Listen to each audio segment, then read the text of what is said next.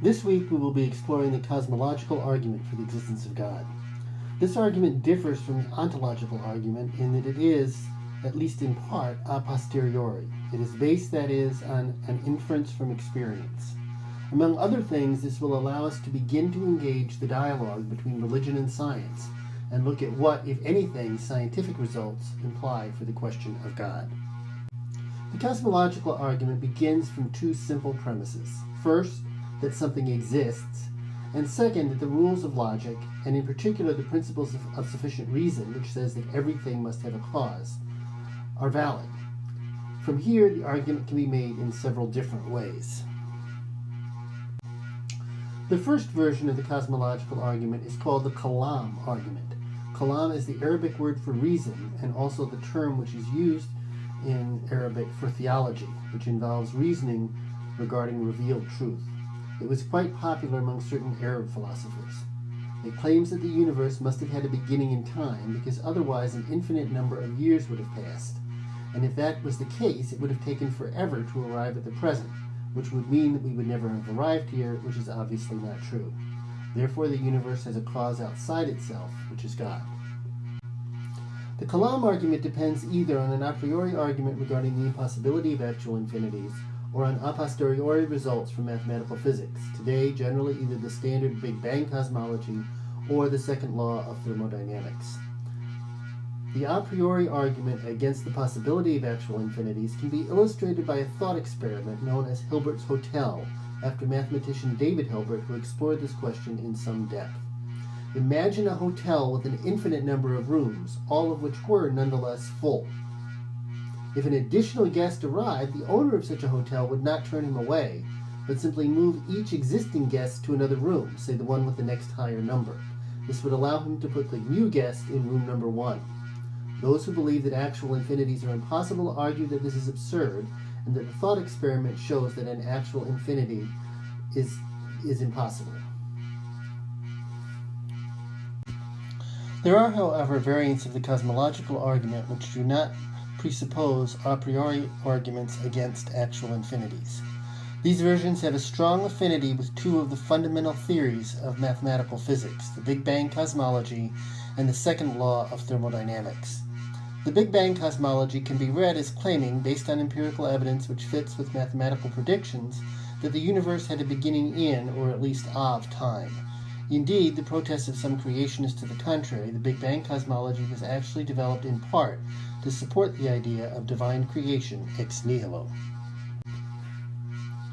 Versions of the proof which invoke the second law of thermodynamics claim that since the energy in the universe is gradually dissipating, so that the universe is running down, as it were, it must at some point have been wound up by some supernatural power which is able to act against the direction of the second law, therefore necessitating the existence of God.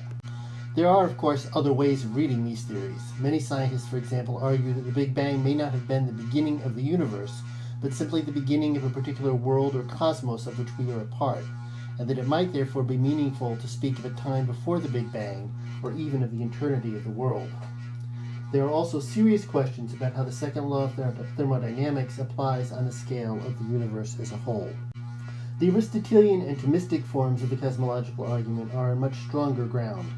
Thomas identifies three variants: the proof from motion, the proof from causation, and the proof from necessary and possible being. The proof from motion derives from Aristotle's argument in Metaphysics 12:7.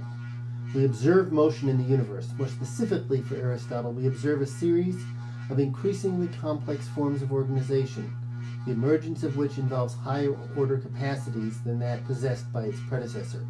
Minerals can retain their form, plants are capable of nutrition, growth, and reproduction, animals of sensation and locomotion, and humans of reason and will. For Aristotle, this evolutionary process is driven by a series of teleological attractors, the heavenly spheres, each of which attracts the sphere below it to grow and develop, and each of which in turn is drawn to grow and develop by the sphere above it.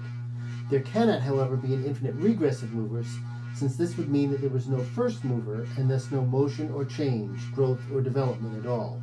There is, therefore, a first unmoved mover, which is the cause of all motion. We call this God.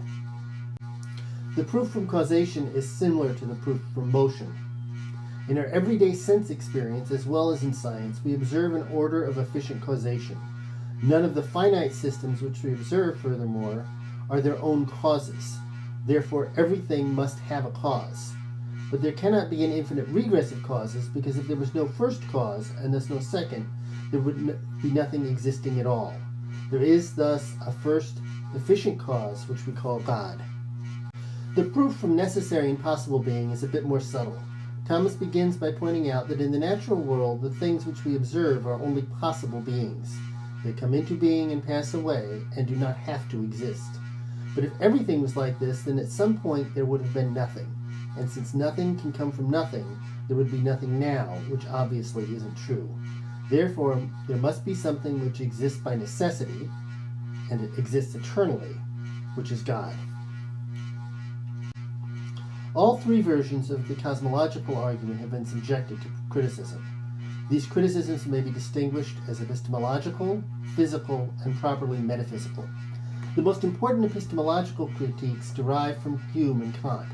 Hume argues that the category of causality itself is problematic, that since all knowledge derives from the senses, and since we do not actually observe causation directly, but only a constant conjunction of events, causal explanation must itself be called into question. Kant is more cautious, struggling to rehabilitate causation as a synthetic a priori, a condition of the possibility of experience itself, and thus a legitimate way of organizing our experience. But since its legitimacy derives from its usefulness in organizing experience, we cannot carry it beyond that realm into the supersensible and to the element of the divine. Thus, arguments like the cosmological proof are for Kant invalid. Physical critiques of the cosmological argument have generally been mounted from two directions. Older versions of the critique do not really question the underlying principle of causality, but rather argue that it is not necessary to resort to an immaterial principle in order to explain the existence of the universe. The most important and influential argument of this sort was set forth by Friedrich Engels in his Dialectics of Nature, and has recently been reprised by Eric Lerner. This argument begins from the fundamental physical principle of the conservation of matter, the notion that matter can neither be created nor destroyed. This principle then serves as a constraint on the development of physical cosmology, ruling out in advance the possibility that the universe had a beginning in time.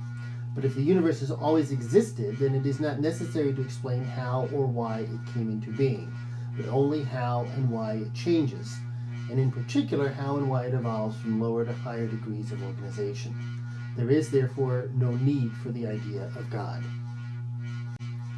The second physical critique of the cosmological argument emerges out of quantum mechanics. According to this view, quantum mechanics itself undermines or at least radically modifies the notion of causal explanation, and thus raises very serious questions about the appropriateness of its metaphysical applications. At issue here is the claim that, because of the Heisenberg uncertainty relation, elementary particles simply appear and disappear as the quantum states of the underlying cosmic vacuum fluctuates. According to this view, whole universes can come into being out of nothing and perhaps pass away without notice. But if something can indeed come from nothing, then the logic of the cosmological argument is defeated. The existence of the universe cannot, and indeed does not need to be explained. Science is restricted to formal description. The final political-theological critique of the cosmological argument has been advanced in both more radical Augustinian and more moderate Thomistic forms.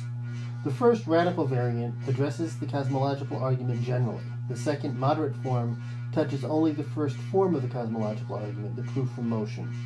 In both cases, the problem raised concerns not so much the internal logic of the argument as its final term. Does the cosmological argument really conclude to God, or only to a purely physical first mover, which acts and only acts as final cause? Augustinians, followers of St. Augustine, suggest that the only way around this difficulty is by recourse to an a priori proof, such as those offered by Augustine, Anselm, Duns Scotus, or Descartes. Followers of Etienne Gilson, on the other hand, argue that the second and especially the third variants of the cosmological argument, because they conclude directly to something which has the power of being as such, are in fact adequate to demonstrate the existence of God. What do you think about these arguments? Do they work logically? Do they speak to you in terms of the credibility of the idea of God? Do they fall short of demonstrating the existence of a God which is worthy of worship? I look forward to your responses in the discussion boards.